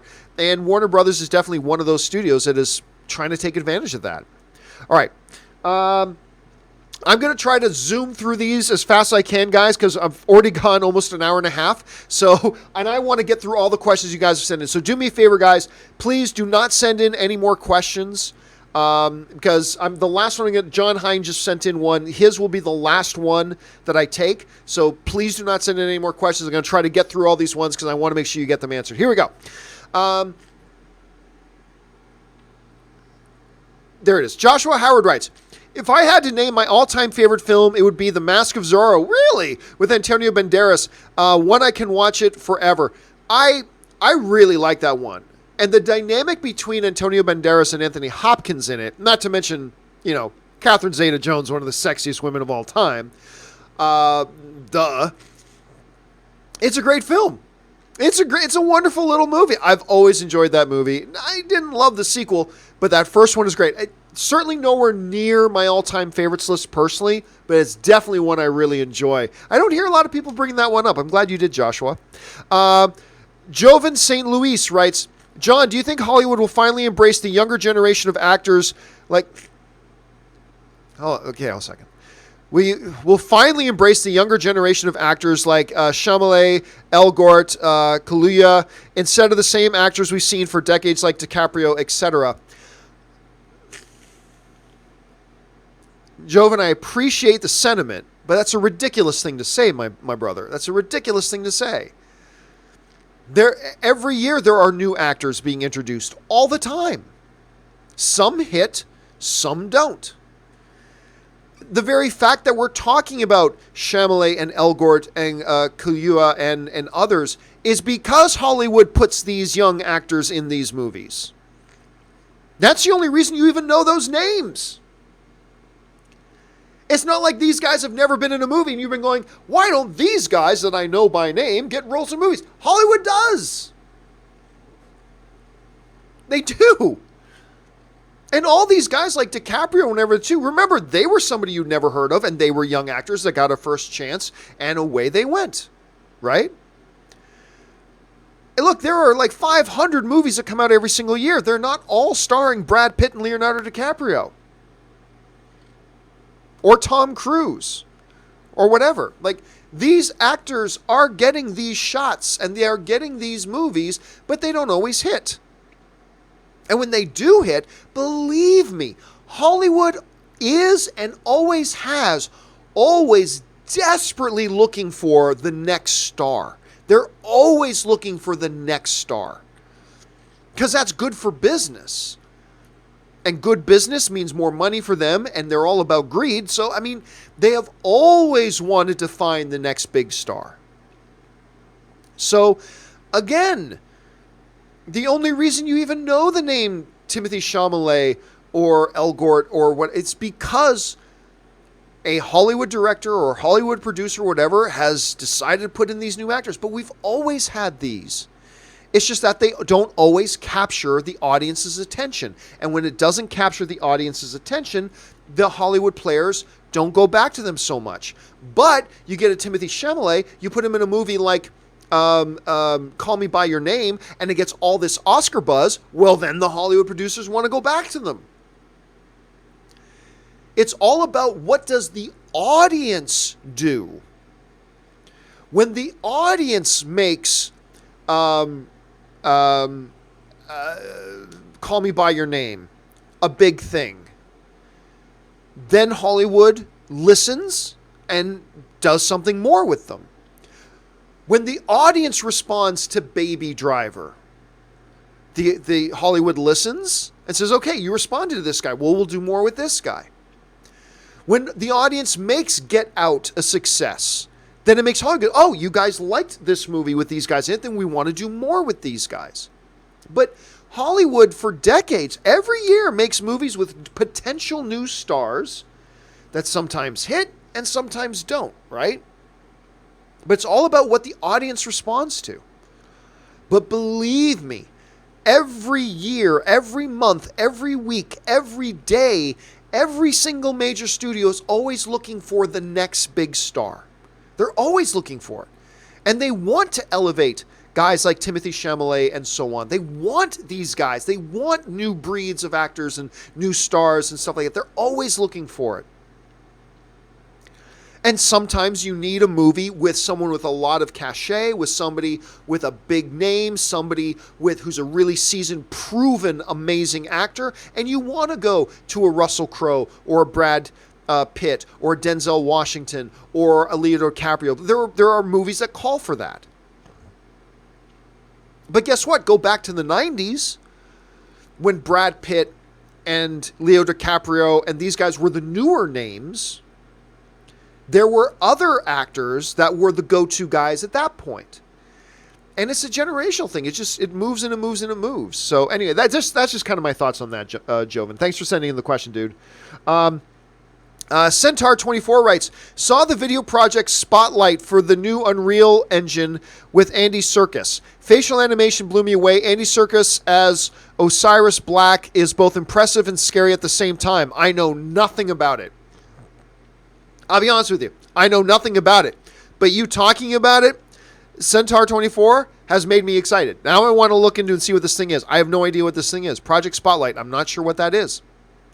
But anything involving Andy Serkis, doing something with motion capture, you've got my attention, sir. You have my attention, and now I want to go and look online and see what I can find with this thing. Thank you for bringing that up, man. Jared McBride writes, hello, John. I just wanted to say you're a big hero of mine. Oh, thanks so much. My question is, how long do you think Stephen Amell will be playing Oliver Queen on the Green Arrow? I'm thinking this season and next season, and that's it. I think Arrow ends after next season. Yeah. I think next season will be the last season. I think they got this one coming up, and then I think they'll do one more, and then I think they'll be done. And then it'll be interesting to see if Steven can then transfer into the movie world. I think Stephen Amell is a really gifted, talented dude with a lot of screen presence and a lot of charisma. I think he could be really successful. It's unfortunate that his first big movie role was in that bad Teenage Mutant Ninja Turtles sequel. I think that hurt him. Unfortunately, not his fault. That wasn't his fault. But I think that hurt him. So it's going to be neat. But I think he'll be fine either way. I think he's either going to, commute into the movie world, or he'll just transition into another television show at some point. But I think this year and next year are it. I mean, don't get me wrong. No CW executives told me that. That's my guess at this point. Let's see. Taff3 Full writes, have you seen the first episode of Titans? No. It's not perfect, but it's actually good for a pilot. The show even has a 76% on Rotten Tomatoes, which is good. That is a good rating. I have not seen it. I have very little interest in the show because the trailer looks so bad. But remember one of the things I said when that first Titans trailer came out and the whole fuck Batman scene. Remember what I said? I said, you know what? I bet that in context, in the scene, I bet that line doesn't come across nearly as cringy as it did by just desperately dropping it in a trailer. Look, kiddies, look how dark our show is. Ooh, Robin says fuck Batman. Like, that was a mistake. Putting that line in the trailer was a mistake. And I said, day one, I bet you that line in the actual show, when we see it in context, I bet it plays much different. And I'm hearing that it does. But no, I have zero interest in getting the getting the DC streaming service until they've got a lot more stuff on it. I'm very intrigued by their Swamp Thing. I'm very intrigued by that. And I'm curious about Titans, but honestly, no real interest to get that service until they have more stuff on it. So I'll have to wait and see. Let's see. Techroyan writes, I'm bitching that. Hey, John, as you probably already know, Iron Fist was canceled Friday. Personally, I love Season 2 and hated Season 1. What are your thoughts on Season 2 if you've seen it and the cancellation? Well, I'm going to talk about the cancellation tomorrow. So that's one of the big topics for the John Campea show tomorrow. So hold on for that. I've talked a great deal about Iron Fist Season 2. I'll say this. I think Season 2 of Iron Fist was a definite improvement. I'll say that. Season 2 of Iron Fist was a definite improvement over Season 1. A test pattern, with all the color bars and a test pattern would have been an improvement over Iron Fist Season 1. But Iron Fist Season 2 was definitely a significant improvement. It was. It had much more upside than Season 1 did.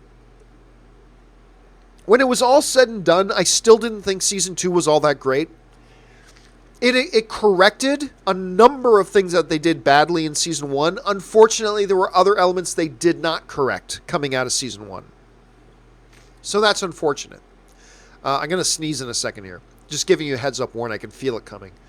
You ever have a sneeze and you feel it coming like 30 seconds in advance? That's me right now. Anyway. So, I honestly was not thrilled with... I think I fought it off. I was honestly not thrilled with Iron Fist Season 2. But it wasn't bad. It wasn't bad. It is unfortunate that they had to get that unmitigated train wreck known as Season 1 that came before it, though. I think there were a number of people who, I know a number of people who who didn't even want to give season 2 a shot because of how bad season 1 was. And I'm sure there's probably some of you guys watching this right now that might be in the same boat. That you didn't even bother with season 2 because season 1 was so awful. And no one can blame you. So I wasn't thrilled with season 2, but it definitely wasn't bad, and it was certainly a much better effort than season 1 was. Superman Steve writes, "Hey John, Never Stop, Never Stopping." I love that movie, by the way. I don't know why more people didn't go see it. I thought Never Stop, Never Stopping was amazing. I love that movie. I love Lonely Island. I love those guys. I wish more people saw it. All right, Gio writes, "Did you watch 8th Grade? Rave reviews and relatable as far." I finally got around to watching 8th Grade. I enjoyed it a lot. I still not going to be in my top 10 favorite films of the year list, but it is crazy how much of that movie makes you feel like you're in 8th or 9th or 7th grade again. Because you're right. It felt so ludicrously real. Like, the era is different, but there are some things about the school experience that and that age that transcend cultural eras. And I thought that was definitely a part of that movie. I enjoyed it a lot. Again, it wasn't like the earth-shaking movie I was kind of led to believe it may be, but I certainly liked it a hell of a lot more than Lady Bird.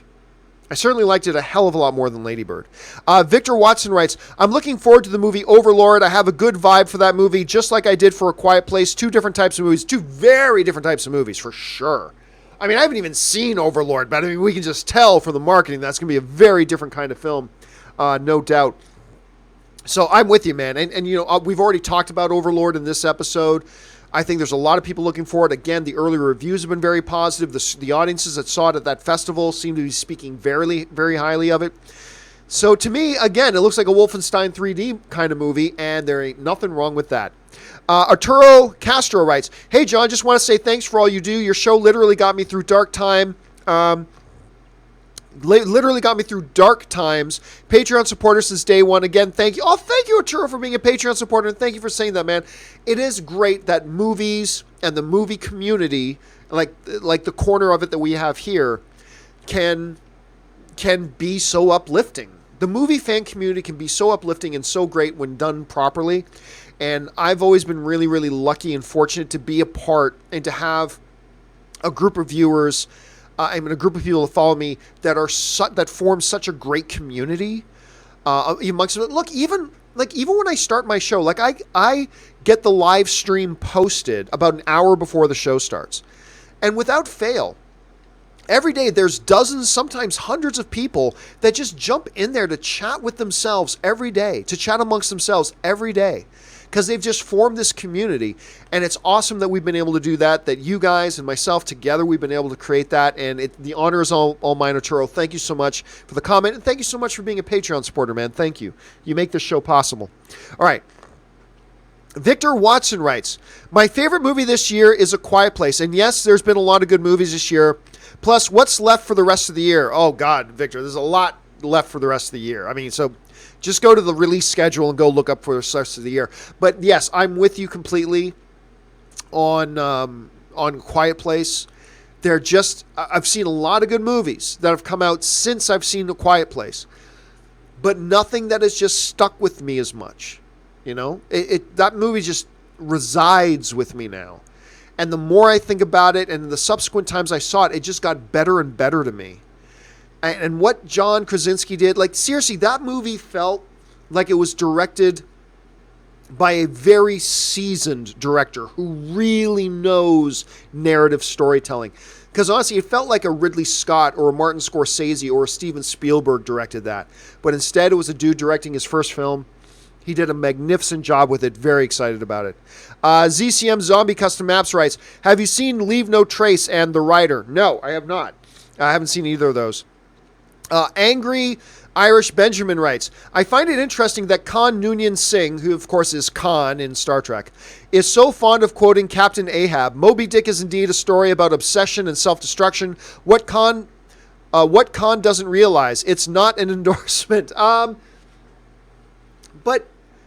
at the same time, we're all oblivious to those types of things, are we not? I mean, really? There's something about that which made it all the more appropriate, I think, for him to say those lines.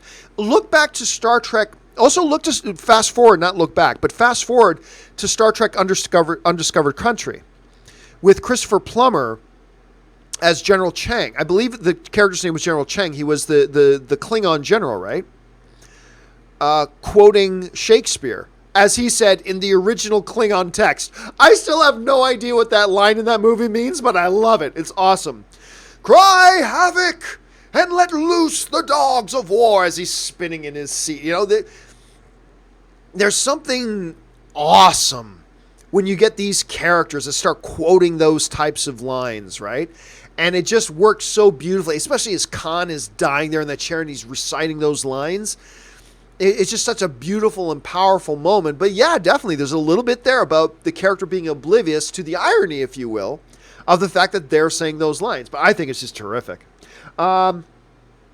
Joshua Depina writes, Life movie and the Life Foundation and Venom, big fan. Again, I've had so many people. Look, first, when the movie Life came out, a lot of people saying that this is actually a prequel to Venom. No, it wasn't. It's still not a prequel to Venom. All right? It's still not a prequel to Venom. Everybody, Life was not a prequel to Venom. There we go. Centaur24 writes, the first thing Schnepp did after he left us was definitely watching Avengers 4. I have no doubt. Because in heaven, everything is possible. I'm going to tell you what. I just mentioned I just came back from Vegas, right? And I remember it was about 3 years ago, maybe 2 years ago. At the Vegas airport, there's this big billboard for a live show, and I can't even remember the name of the live show. But there's this big ominous half face, like from here up, of this guy with big eyes and looking over the show, right? And I can't remember the name of the show, but it's this huge monster billboard. You see it in a couple places in Vegas, but it's very big and predominant in the Las Vegas airport. I don't go to the Las Vegas airport a lot because I'm only about a 4-hour drive from Vegas, so many times I'll drive it. This weekend I decided to fly. And this morning, I ran in, showing up at the Las Vegas airport, I ran into that billboard again. And I'm not going to lie, I stood there for a minute and just looked at it. Because, I forgot to tell you why. Because the guy from here up, it looks, I remember I took a picture of it like 2 years ago and I shared it on social media saying, tell me that's not John Schnepp posing for this picture, right? Because it looked like from here up, it was like a dead ringer for John Schnepp. And so anyway, this morning, I get to the Las Vegas airport and I come across that poster again. And yeah, I stood there for a second. And one of those things. And yes, I've no doubt. I don't know that he's seen it yet, but I know he's going to watch it soon. Of that, I have no doubt. Let's see. Centaur24 writes, most of the budget for Aquaman was used to filter all the plastic waste from the underwater scenes. Good point. By the way, it was all over Facebook about a year ago. But did you see this video, speaking of which, of this, it was like a college-age kid who designed this thing that would literally clean all the plastic out of the Earth's oceans in like 7 years? If you haven't seen it, I highly recommend. I don't know if it would be on YouTube or not, but look it up because I watched it. I'm like, it was a TED Talks. It was this kid who presented at one of the TED Talks.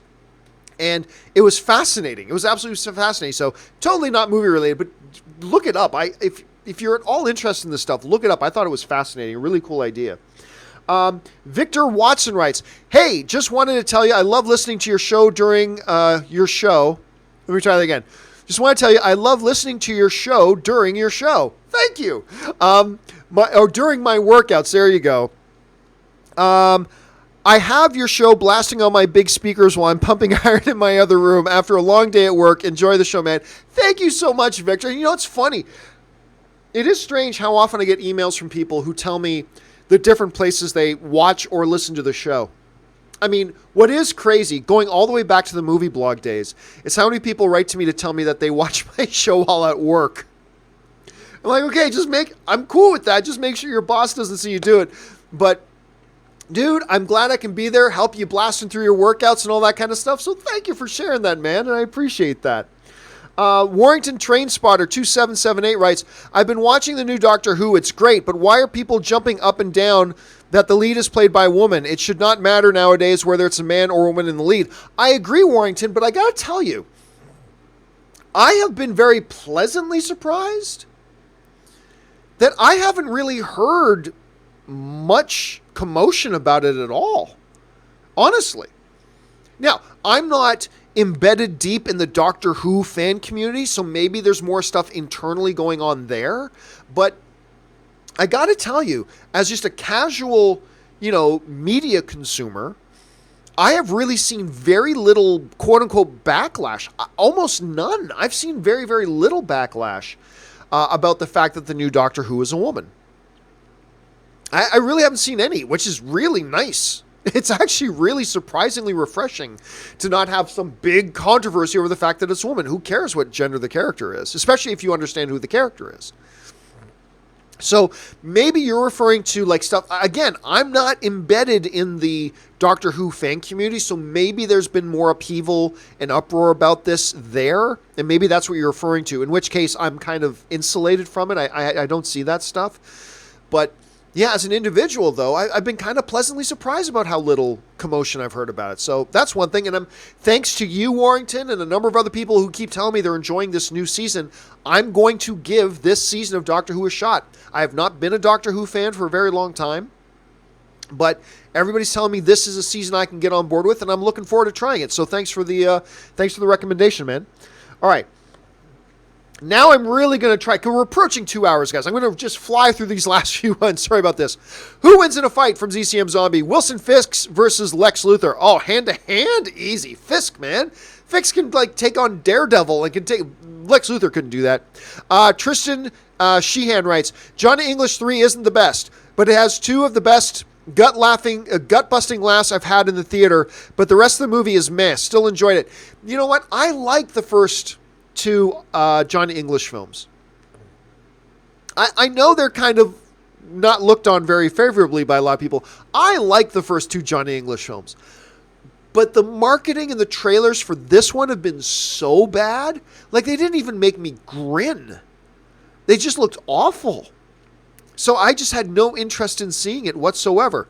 And unfortunately, Tristan, hearing the movie's meh, but hey, there are two moments in it. I don't know that I want to sit down and commit an hour and a half to come to two really funny moments. So, I don't know. Maybe once this thing hits Netflix or the Google Play Store, maybe at that point I'll give it a shot. But yeah, I've had no plans on seeing it, and you haven't done anything to increase my enthusiasm, Tristan. So we'll just go with that. Richie Work just sends in a super chat. Thank you so much, Richie. Dirk Diggler writes, food for thought. On December 21st, 2012 was supposed to be the Mayan date of the apocalypse. On that date of this year, there will be a collision of four movies. MP 2 days, Mary Poppins 2 days prior, then Aquaman, Deadpool 2, I can't remember what Bumblebee. Yeah. It's an interesting thing. Don't laugh, Dirk. I heard somebody else mention that before. The whole day about the Mayan end. By the way, do any of you guys remember that? There were so many people who were absolutely convinced the world ends in 2012 on that date. It is crazy. It was crazy how much commotion that went on. I am so interested in seeing how this December 21st date actually pans out. Again, I think movies like Bumblebee, Aquaman, and things like that, they're going to make money. They're going to make money. But I just think they've really limited how much money they can make by releasing in such a crowded field. Now, fortunately, Alita Battle Angel was the smart one, and they decided to get out of that viper pit. And they're going to benefit from that. They're going to reap benefits from that. So it's a little less crowded. But as soon as they move, then Deadpool... by the way, we don't even know that it's Deadpool 2. Right now, it's an untitled Deadpool movie. I have no idea what they're doing on December 21st. So then it's going to be a mess, man. It's going to be a glorious mess, and I'm so curious to see how this is going to turn out. Richie Work writes in, the Buffalo Bills just did it again. I didn't even see the score. I did not even see the score. Last I saw, they were losing. So do you mean they did it again, that they lost? Hold a second. Now I've got to look it up. I'm just going to look at Buffalo Bills score. Yep, they lost again to Houston. Houston's not a bad team. They only lost by a touchdown, but it's the Bills, ladies and gentlemen. Ever since Doug Flutie, ever since they got rid of Doug Flutie, they've been the Bills again. Anyway, Christian Michael Erickson Bynum writes, lost my grandmother a month ago. So sorry for your loss, man. That's horrible. And your videos have helped me get through this tough time. You've inspired me to make my own film reviews. Thank you. Dude, I think more people need to get involved in the film fan community. Whether it's doing reviews or just discussing things, I think more people need to get plugged in and more people need to take on the role of being a creator. It doesn't matter if 5 people listen to your podcast. It doesn't matter if 20 people watch your videos. It doesn't matter if 2,000 people watch your videos. I think the film fan community needs more people stepping up and adding their voices to the conversation. And I think that that's great that you're doing that, man. And again, deepest condolences for your loss. I'm very lucky. I have only lost one grandparent. And that was 20 years ago. I still have 3 grandparents. And I've just been very, very lucky that way. Let's see. Gabriel Reed writes, will the MCU ever be rebooted in the next few decades? It seems as long as they're making money, they'll keep making them. Oh, yeah, it'll reboot, and then they'll keep making money. Remember, Gabriel, it's not like it's an either or. It's not like if you reboot, you no longer make money. No, they can reboot and continue to make big money. So they'll absolutely reboot. I think within the next 7 years. I think within 7 years, they will reboot the MCU and continue to make big money. It's not an either or, it's a both and. Jared McBride writes, 5 more days till Daredevil Season 3. I'm so excited. Dude, you and me both. I cannot wait. Vanessa, I cannot wait. I'm so excited about it. The trailer's been fantastic. You know what else? The mediocrity of the Netflix Marvel shows lately have made me all the more excited for Daredevil to come back. I did not care for Jessica Jones. I thought Iron Fist Season 1 was awful. Iron Fist Season 2 was better, but still not great. I thought Luke Cage Season 2 was terrible. I like the Defenders, but the pure mediocrity of the Netflix Marvel shows of the last while have just made me yearn for Daredevil and for Punisher to come back. Just dying to see those come back. Superman Steve writes, it's not an S on my world, it means hope. Such a great line from such a great movie, man. For those of you who don't know, that's from Man of Steel. Javier Rios 405 writes, my Cowboys finally got a convincing win. Yay! I hate the Cowboys. I've always hated the Cowboys. Although I don't hate them as much these days. Not as much. But, you know, for being the team with the most money in the league, you just think they could do a little bit better. But I'm happy for your win, man. Marie Ciphering writes, Mahershala Ali will be playing one of the detectives in True Detective Season 3, which premieres on HBO on January 13th. Have you seen the first trailer? I have, and it looks great, but I'll be honest with you, my whole mindset right now, Marie, when it comes to Mahershala Ali, is the Green Book. I am so obsessed with this movie now that I haven't even seen. I've just seen the trailers for it, with him and Viggo Mortensen. I am obsessed with just the very idea of this movie. I'm completely obsessed just with the idea of the movie. That is how much I'm looking for. So, yes, True Detective, Season 3. I thought Season 2 didn't get enough credit. It was nowhere near as good as Season 1, obviously, but I didn't think it was as bad as some people made it out to be. But I am very excited for it. Yes, yes, yes, yes, yes. But honestly, I'm not giving it much thought because all of my Mahershala Ali thoughts right now are in Green Book, which I can't remember being this excited about a non-comic book or non-Star Wars movie. I haven't been this excited for a non-comic book or a non-Star Wars movie in a while. And I am so psyched for this movie. I cannot wait to see it. Let's see. Last two questions of the day. Benjamin Baldwin writes, are lens flares similar to blood splats on lenses? Are lens flares similar to blood splats on lenses? I'm not quite sure what... I mean, a lens flare is a visual technique. Often it was just an accident, but now it's a technique. Thank you, J.J. Abrams. It's a technique used for different things to do something to a scene and blah, blah. It's quite often they're artificial now when they're used. Blood splats, honestly, Benjamin, I wish you'd written a little bit more because I'm not quite sure of the context in which you're asking. So sorry about that. John Hine, final question of the day, writes, truck, wiggle out, jump, run, somebody. Thanks for recommending Room. Loved it. Well, to be fair, I mean, the Oscars recommended Room, not me. But I'm glad you saw it. Not enough people have seen it. Look, honestly, if you're excited let's say, whether you're excited or you can't decide whether to be excited about the upcoming Captain Marvel and the fact that Brie Larson is in it, watch Room. You know she got an Academy Award for it. But the vast majority of you guys know she got an Academy Award for it, but you haven't seen her in it. A lot of people have not watched the film.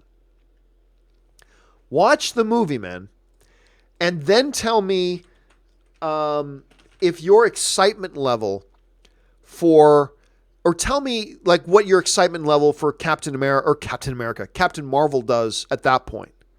Because I guarantee you, if you have not seen Room and you watch it and you see what Brie Larson, what kind of heat she's packing as far as talent goes, I'm telling you, your excitement, no matter how excited you are or mediocre it is, your excitement level for Captain Marvel is going to go up. When you realize, oh my God, like she's like one of the best on the planet right now.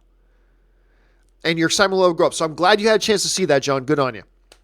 All right, guys, that will do it for what is undoubtedly the longest episode of Open Mic in Open Mic history, which is understandable. I only do these on weekends now, so we don't do them Monday through Friday as much anymore. Thank you guys for being here, joining in the conversation. I really appreciate it. Don't forget, the John Campea Show shows up tomorrow. We're going to talk about Venom in the box office. We're going to talk about the cancellation of Iron Fist. We got a whole bunch of other stuff we're going to talk about tomorrow morning on the John Campea Show. Make sure you join us, 9 a.m. Pacific Standard Time. That, of course, is at noon East Coast Standard Time. Make sure you join us for that. Thanks so much for being here, guys. My name's John Campea. I'm going to go watch my New England Patriots probably get killed by the Kansas City Chiefs, but I'm going to watch them anyway. Thanks for being here. My name's John Campea, and until the next video, bye-bye.